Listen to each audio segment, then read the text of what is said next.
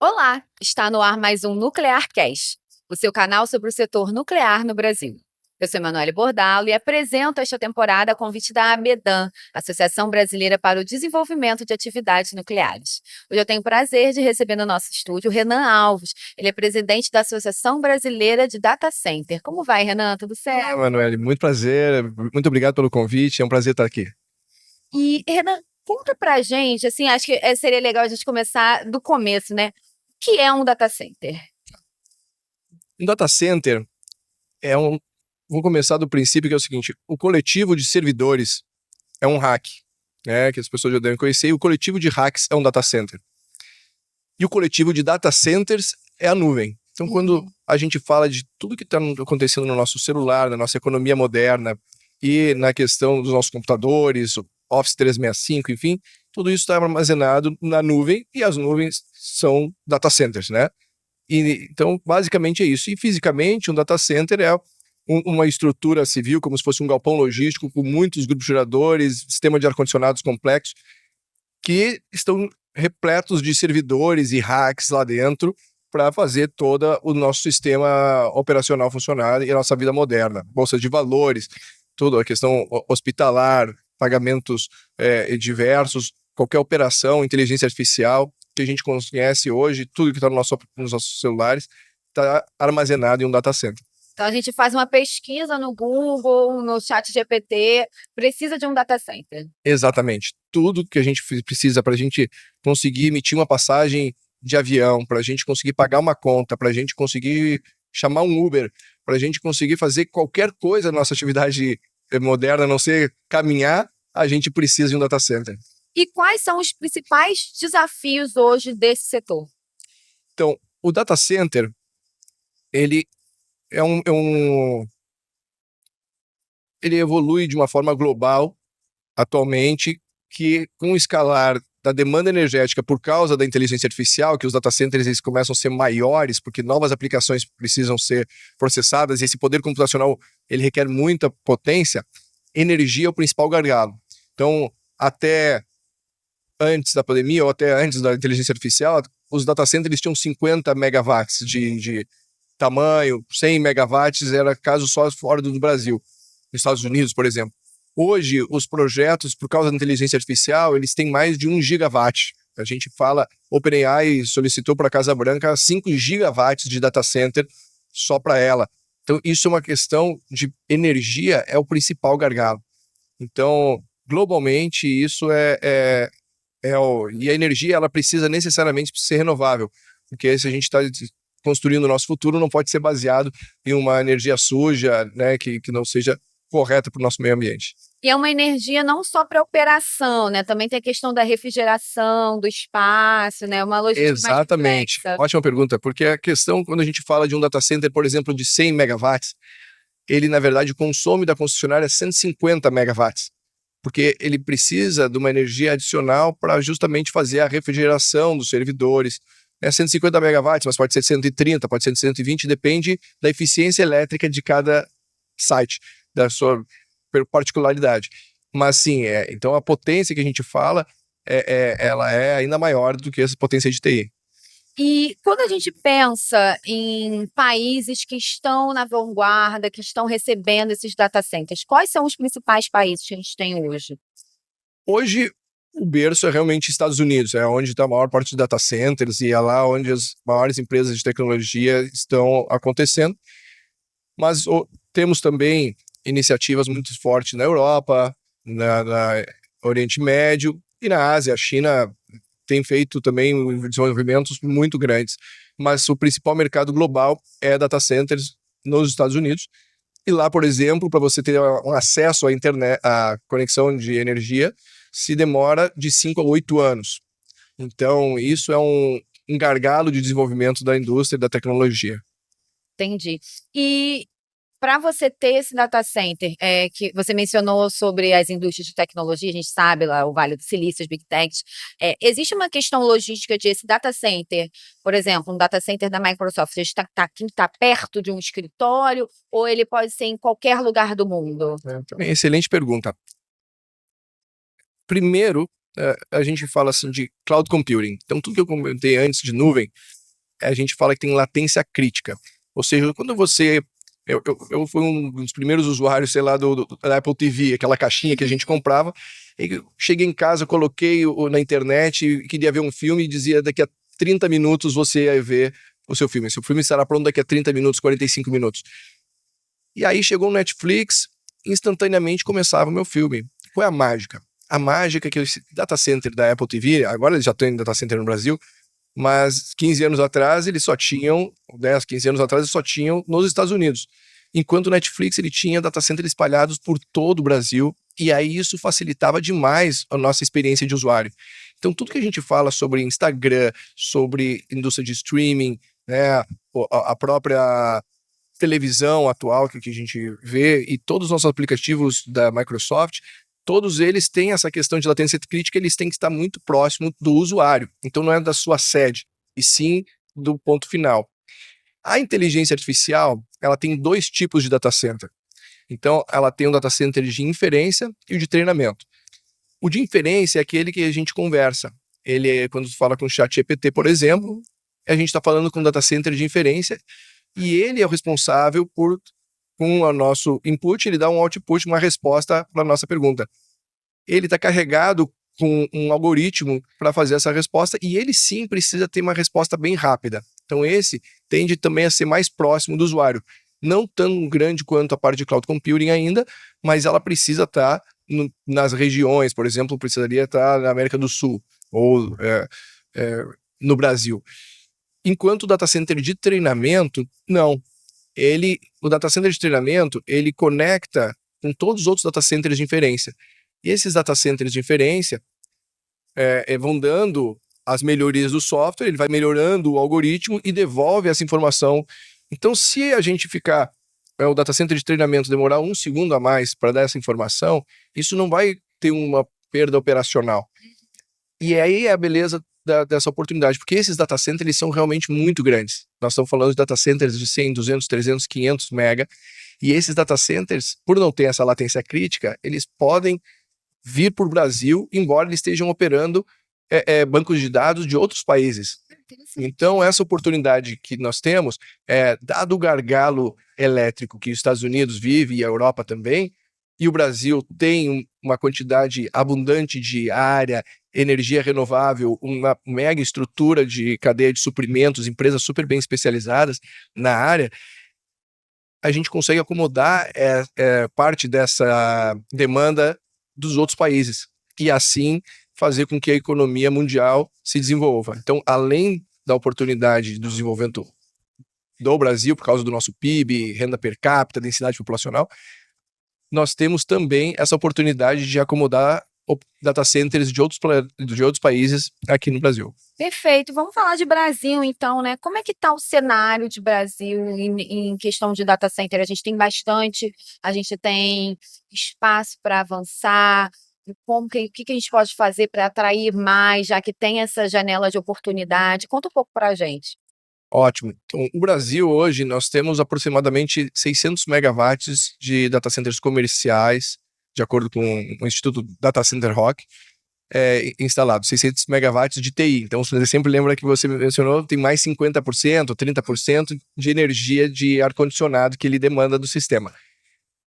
E se a gente pegar essa oportunidade que a gente está falando, se tivermos um ambiente favorável para receber essas, além da demanda do Brasil, essas outras, estamos falando de pelo menos 2,5 gigawatts de data center incremental até 2030. Então, a oportunidade que o Brasil tem é muito grande. E quando a gente fala do setor, nós temos, pela primeira vez, uma quantidade de operadores de data center muito robustos, muito bem posicionados financeiramente, com nível de profissionalismo altíssimo. Nós não perdemos para nada para operadores que estão na Europa ou nos Estados Unidos. Nós temos uma cadeia de suprimento já muito bem estruturada, com fábricas locais, peças obsolentes que conseguem atender essa demanda incremental. Então, o momento do Brasil é extremamente favorável, mas ele precisa ter, né, um ambiente regulatório e algumas questões governamentais que também sejam favoráveis para a atração desse investimento. E esse cenário também, assim, de aumentar o número de data centers no Brasil daqui a uns 10 anos, 15 anos, que é a projeção mais ou menos que você apontou. Isso também cria oportunidades de emprego? A gente está falando que tipos de profissionais, como isso pode também aquecer a economia brasileira? Perfeito. Exatamente esse é o ponto que a Associação Brasileira se formou, né? Todos os profissionais que fundaram a associação, eles cresceram e viram essas oportunidades nas suas vidas, e a gente começou a doar o nosso conhecimento através de treinamento para fazer formação profissional, porque um data center, ele tem uma renda per capita muito acima da média, em todos os níveis. Quando a gente fala um técnico de manutenção, por exemplo, ele recebe 2, 3 vezes mais do que um técnico de manutenção de outras áreas. Por quê? Porque ele também precisa de uma qualificação superior. Nós temos uma quantidade de pessoas empregadas numa obra que é muito grande. Nós estamos falando de uma construção de um data center, ele custa aproximadamente 10 milhões de dólares por megawatt de TI, né? Então, quando a gente fala um data center de 100 megawatts, nós estamos falando de um investimento de 1 bilhão de dólares só para a construção da parte de infraestrutura, sem falar de hardware. Quando a gente fala de hardware, nós estamos falando de 10 vezes mais. E quando a gente fala, então, da mão de obra qualificada para construir isso, construir a parte de TI e operacionalizar isso com nível de disponibilidade, confiabilidade e reputação muito alta, e são equipamentos de altíssimo nível, a gente tem não só uma quantidade muito grande de empresas e pessoas trabalhando ali, mas também como a renda dessas pessoas também ela é diferenciada. Então, ele significa realmente um aumento muito significativo na melhora da população. E quais são os desafios para trazer isso para o Brasil? Por que a gente não trouxe ainda? Eles estão vindo, né? Então, esse é importante. Eles estão vindo já para o Brasil, mas para a gente conseguir capturar essas oportunidades, então, até hoje eles vieram por causa do brasileiro, da economia brasileira, porque eles queriam as empresas estarem presentes no Brasil.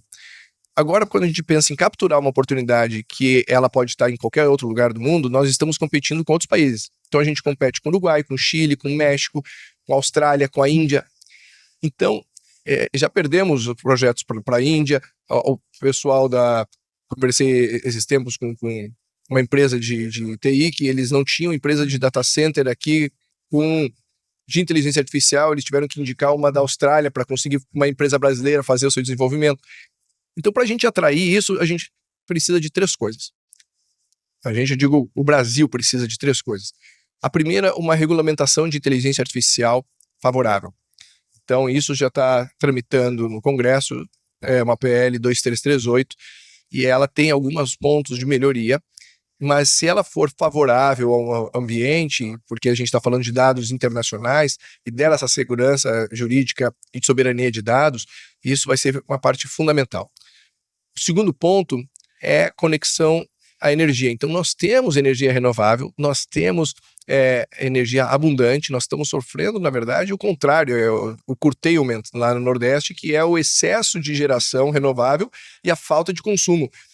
Mas quando a gente fala de um mercado que um consumidor de mais de 100 megawatts, 200, 300 megawatts, esse processo ele entra no Ministério de Minas e Energia, não é mais para a concessionária de energia, é o Ministério de Minas e Energia, pela ONS, ele é regulado pela ANEEL, e esse processo todo demora de 9 meses a 14 meses para ser concluído. Então pensa, para um novo investidor, um novo entrante, para saber se ele pode comprar um determinado terreno, para ali ele fazer um projeto de construção do data center, que vai demorar 2 anos de construção, ele precisa saber se lá tem energia, porque se não tiver energia não faz sentido, não existe data center sem energia. Então esse processo ele é muito moroso. E quando a gente fala dessa oportunidade, são 2, 3 anos, esse negócio acaba sendo que não conseguimos desenvolver a parte de projeto, a gente não consegue comprar o terreno, a gente não consegue fazer a construção para daí receber o data center. Então, essa parte de facilitação da conexão, do acesso à conexão para grandes consumidores de data center, um fast track, é um outro ponto extremamente importante. E o terceiro aspecto é a isenção tributária para os itens que nós não fabricamos aqui. Então, por exemplo, GPU.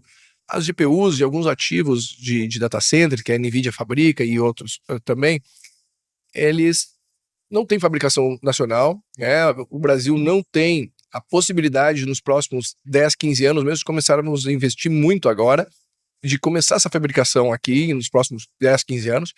Então, é ponto pacífico que a gente não vai fazer isso.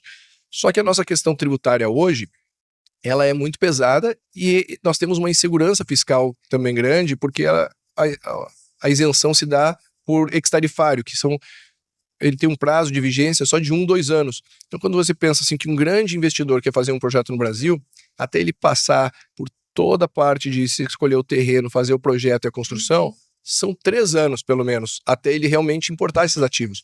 Então, hoje a gente está... se a gente eliminar esses impostos nesse determinado item, nós conseguimos sair na frente e se equiparar com outros países que já fazem isso, como Colômbia, tem Zona Franca de Bogotá, a parte da Virgínia, onde é o maior data center, hub de data centers global. Tem uma pesquisa que diz que somente os data centers só estão lá, 90% dos data centers só estão lá por causa dos benefícios fiscais.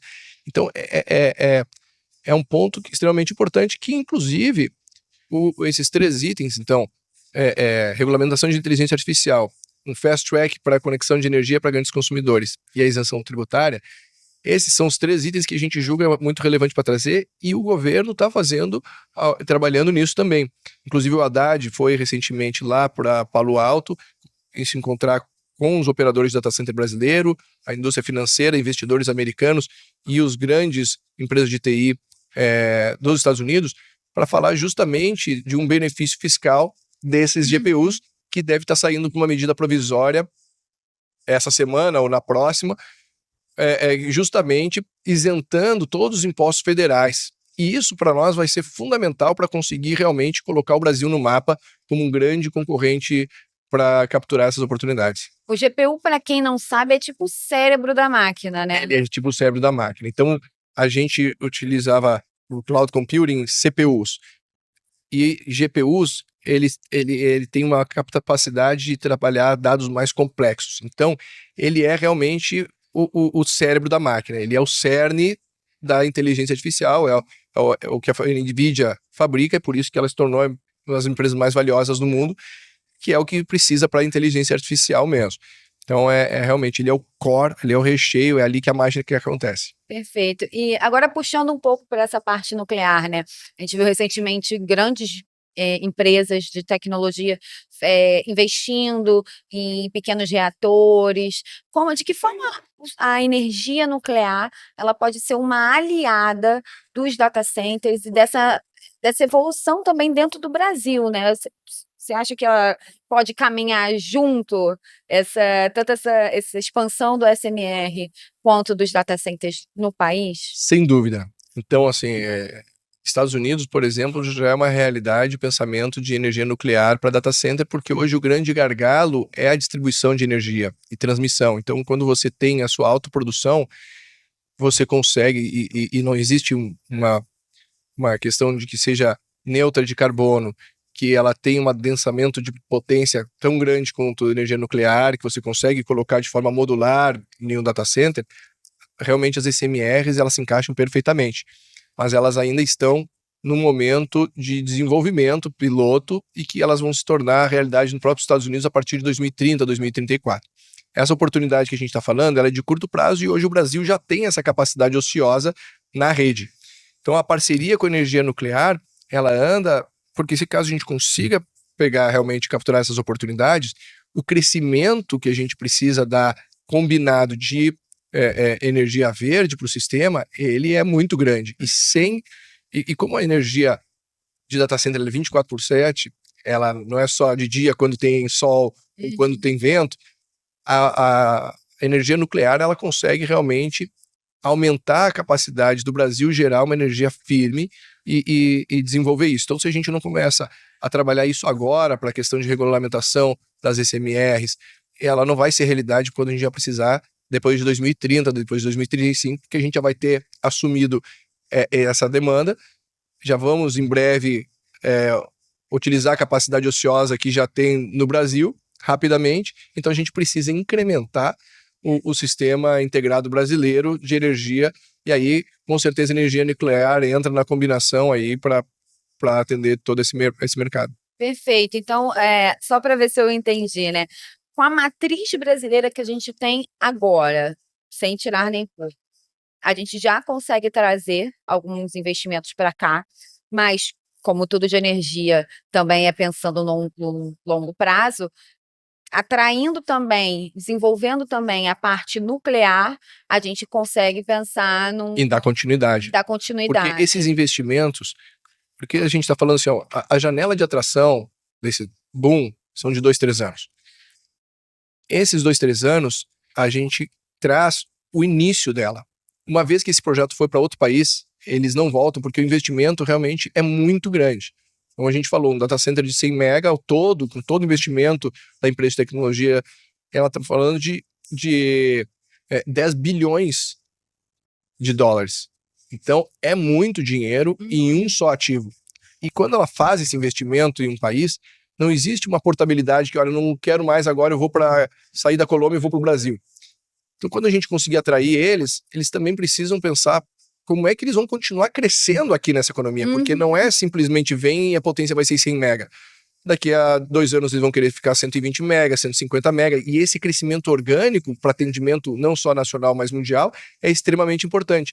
Então essa visão de médio e longo prazo, ela só fica combinada realmente com sistemas de geração contínua como energia nuclear, dado que o mercado necessariamente precisa ser uma pegada de carbono zero, né? Então não tem como a gente fazer, e se a gente for exclusivamente como energia solar ou eólica, a gente não consegue atender isso. Então a combinação com a energia nuclear vai ser importante para fazer a continuidade e dar firmeza que a gente vai ter um plano de crescimento orgânico para essas empresas aqui no Brasil. Perfeito. Renan, muito obrigada pela conversa. Acho que foi uma aula, assim, Querida, mostrando obrigado, como funciona os data centers, essa relação com o nuclear. Muito interessante.